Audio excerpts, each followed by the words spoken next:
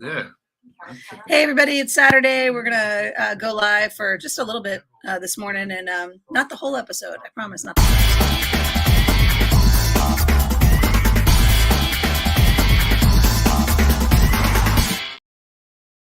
So last week I got home and I went to package our video for the. I went to package our video for our patrons, and it said 1 hour and 4 minutes, and I was like, what the heck? This thing should be like 4 minutes long. No, it was a whole show.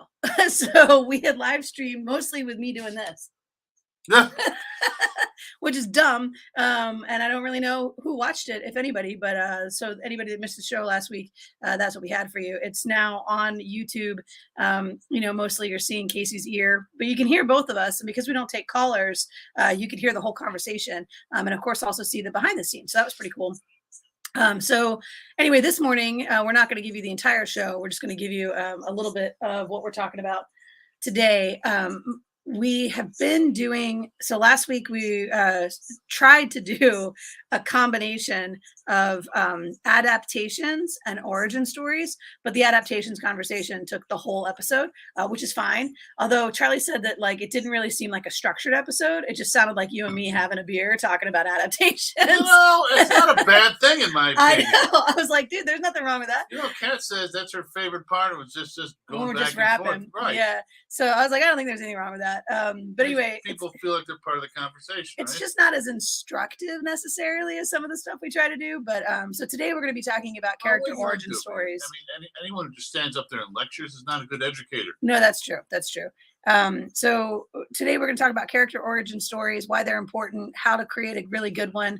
The show notes are out on the blog. It's right on sc.blog. Our patrons took good care of us, have been taking care of us for months. So we want to say thank you to them. This is the behind the scenes, typically just for them. But we're live streaming this morning because, apparently I'm good at that. Or I like doing that. So we have a new movie challenge on the horizon, on the table now. Yeah. So you gave me this. In the Company of Men. In the Company of Men. It's an independent film no one has probably heard of, but it's got high praise. It says a brilliant black comedy, by far the best film at Sundance, one of the best pictures of the year. I wouldn't call it a comedy. Not even a dark comedy? The darkest then. Because I didn't laugh at it. What was more like what was the 12 heads in a duffel bag or whatever? Did you ever see that? 6 heads, with Joe Pesci. Is that the one that ruined his career? He sort of quit after that. That's a dark comedy. I can see that. Yeah, 6 heads in a duffel bag. Yeah. And then we have challenged you to watch Brave, which is a Pixar film. This is great. I love doing this with you because you pick films I would never even think of watching. Well, what's interesting about it is it's definitely a kid movie, right? Right. And I know you don't have kids yet, so you're not watching all the kid movies that we're watching. Like you're not seeing necessarily Wreck-It Ralph and all these kinds of films, which by the way, if you haven't seen that may be the next one we tee up for you because Holly loves that movie and she's pretty sure you're going to love it too. So we've got a 15-year-old in our house that's, sort of picking these going, I bet he hasn't seen this. I bet he hasn't seen that.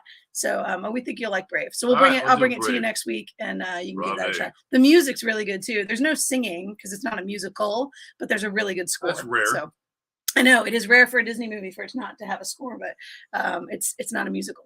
But anyway, so that's our new movie challenge on the horizon. And South Carolina Writers Association's fall conference was announced this week. Jason Mott is going to be our keynote speaker. He is a National Book Award winner. I mean, this guy wrote a book that's literally called Hell of a Book. So he won the National Book Award.